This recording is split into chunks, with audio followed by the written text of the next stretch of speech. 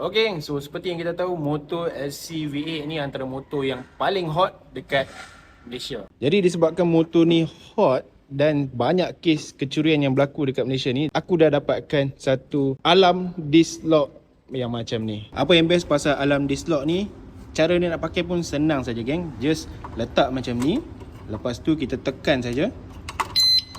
Okey, dia akan bunyi satu kali. Kemudian kalau kata ada orang yang cuba kacau motor kita ataupun gerakkan motor kita, dia akan bagi first warning macam tu. Dan kalau kita kacau lagi kali kedua, hui, bising weh.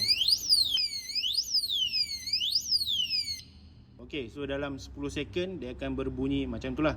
Memang bising gila bunyi dia. Kalau kata anda berdekatan dengan motor anda, just buka je macam ni,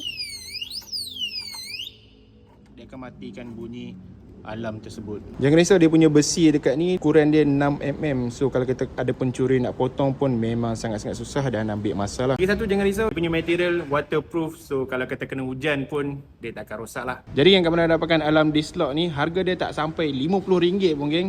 Aku dah sediakan link dekat bawah. Jangan lupa like, comment, share dan follow untuk video seterusnya.